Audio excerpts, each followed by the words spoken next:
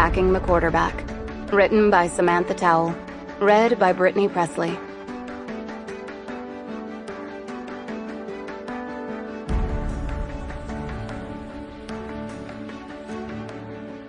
Forward. When I first had the idea for BookShots, I knew that I wanted to include romantic stories. The whole point of BookShots is to give people lightning-fast reads that completely capture them for just a couple hours in their day, so publishing romance felt right. I have a lot of respect for romance authors.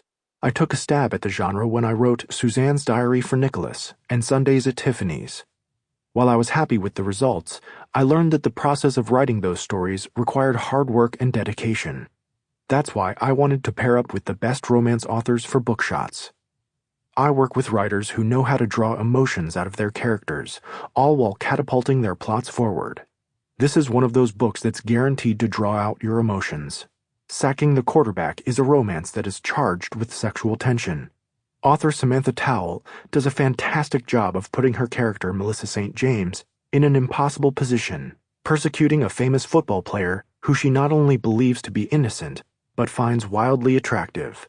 And if you think that'll send you on a roller coaster ride, just wait until Mel gives in to her desires. James Patterson. Chapter 1. Buzzing. Loud buzzing. Something was vibrating close to my head. I force open an eye in my dark bedroom, which is now illuminated by the vibrating phone on my nightstand. Reaching out a tired hand, I retrieve my cell, catching a glimpse of the time as I do. 3 a.m., and see my boss's name lighting up the screen. Benedict Cross, State Attorney. He became State Attorney 20 years ago at the age of 35, youngest ever in the history of Miami. He's a man I respect and admire greatly, and I want to be in the same position he is when I'm 35, which means I have only 4 years left to make it. Benedict isn't going anywhere, so if I want to achieve my goal, I'll have to move to a different city. And I'm completely fine with that. I have no ties here in Miami.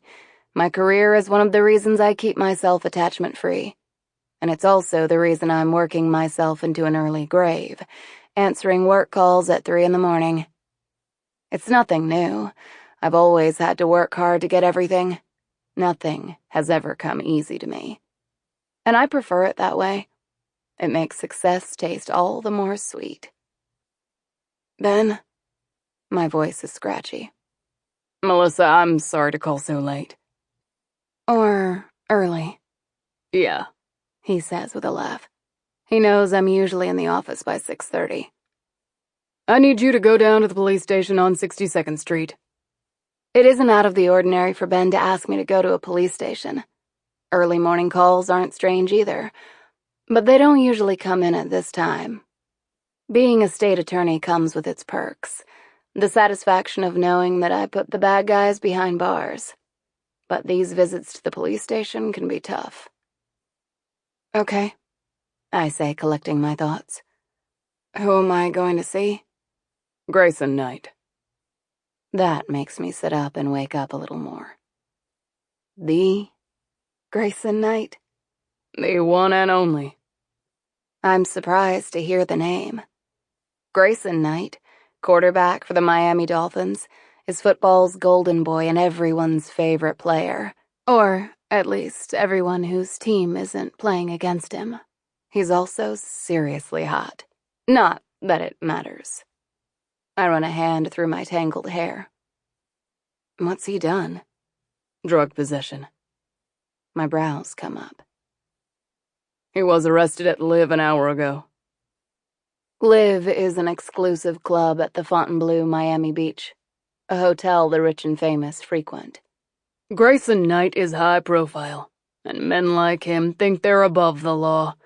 We need to show him and the rest of the world that celebrities and sports stars are no different from anyone else who is caught with drugs. We need to make an example of him. I want you to go after Grayson with guns blazing. Sample complete. Ready to continue?